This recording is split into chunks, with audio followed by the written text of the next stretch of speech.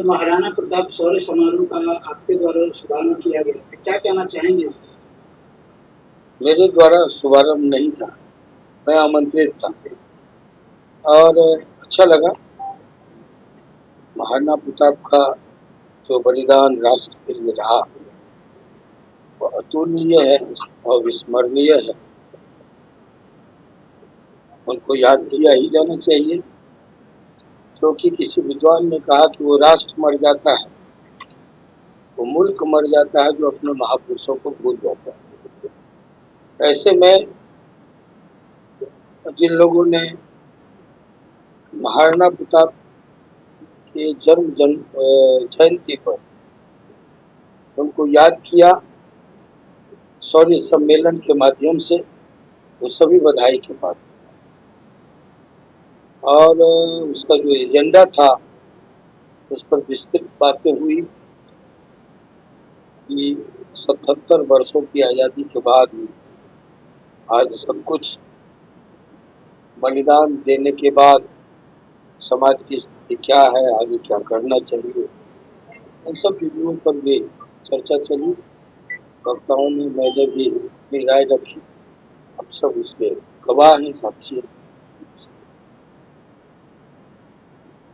और बताएं, चुनावी लहर है 2025 में, क्या संदेश देना चाह रहे हैं आप?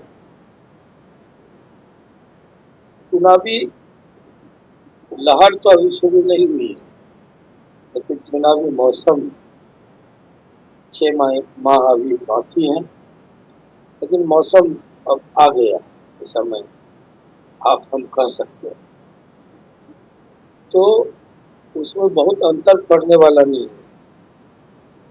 नीतीश कुमार के नेतृत्व में फिर से एक बार मैं समझता हूँ कि एनडीए खुद को रिपीट करेगी, क्योंकि लोग 2005 के पहले 90 के दशक के दौर में उस खौफनाक युग में लौटना नहीं चाहते। तो चीज फंड को लेकर कोई सवाल उठाया जा रहा है। देखिए, युद्ध कोई अच्छी बात तो नहीं है। युद्ध में जीत के भी जो आए पांडव, हार वाले का तो नुकसान हुआ ही, जीत के भी जब पांडव आए तो पूरा परिवार, पूरा सब कुछ गवा किया। भारत एक सैन्य, एक आर्थिक ताकत के रूप में तेजी से उभर रहा। ऐसे में युद्ध तो थोपा गया। भारत तो युद्ध कभी चाहता नहीं। पहलगाम की घटना भारत को कुछ करने के लिए बाध्य किया, और जो वो सामने आया तो उसने बताया दुनिया सैन्य और सामरिक शक्ति और कदम पर अचंभित है कि भारत इतना मजबूत है कई मामलों में। ये तो इस युद्ध ने साबित किया।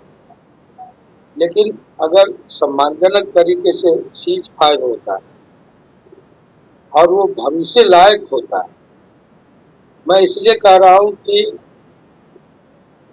जो सामने पार्टी है, देश है, वो कभी भी विश्वसनीय नहीं रहा, कभी भी जिम्मेवार नहीं रहा।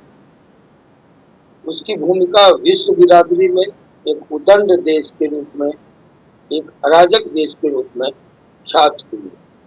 हाल के वर्ष मुसलमानों का सबसे ज्यादा कत्ल अगर किसी ने किया है, चाहे ईरान हो, इराक हो, नमाज के वक्त बम बरसा किया मस्जिद में। हाँ, तो ये पाकिस्तान ने किया। किसके इशारे पर, क्यों, कब? तो वो एक लठैत देश है। कभी लोकतंत्र वहां सफल नहीं हुआ। कभी अपने राष्ट्रपति को फांसी पर चढ़ा देना, कभी अपने जनरल को जेल में डाल देना, कभी प्रधानमंत्री को देश निकाला। ये कभी न लोकतंत्र स्थापित रह पाया वहां। आज जो भी वहां के नेता है वो प्रवासी पाकिस्तानी, सबके अपने अपने घर न्यूयॉर्क में, वाशिंगटन में, लंदन में, सब जगह है। वो यहाँ मौसमिया राजनीति करते हैं। जब चुनाव हो, कोई एक नहीं, वहाँ के जनरल से लेके और वहाँ के नेता तक, आर्मी चीफ से लेके, आर्मी के सैन्य अधिकारी से लेके और सामान्य नेता तक, अभी जैसे युद्ध का खतरा हुआ सब अपने परिवार को भेजते। तो ये देश के प्रति कोई मोह, कोई ममत्व, कोई राष्ट्रभक्ति का द्योतक नहीं है। फिर जिस तरह से सीज फायर के बाद कश्मीर पर अटैक किए गए, हमारे कुछ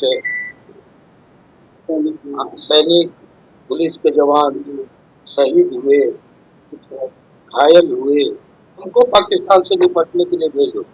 हमारी राष्ट्रभक्ति पर संदेह मत करो।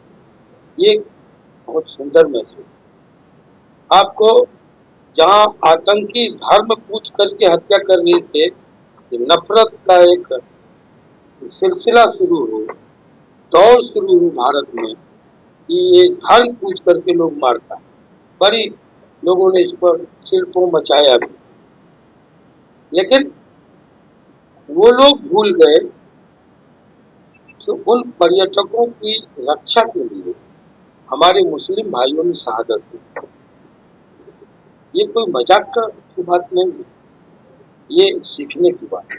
ये भारत ही है यहाँ। अब वो जो आई है, चर्चित हुई है अभी, नहीं कुरैशी जो भी दे रही है, सोफिया कुरैशी और योमेश शेख,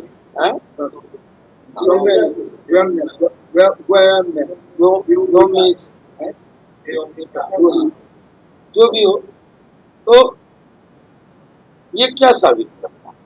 ये दोनों को सामने ला करके आर्मी ने ये मैसेज दिया कि हम गंगा जमुनी संस्कृति को, जो हमारी धरोहर विरासत है, उस पर आज भी कायम। ये बड़ी बात है। हम मुकम्मल तौर पर एक हैं।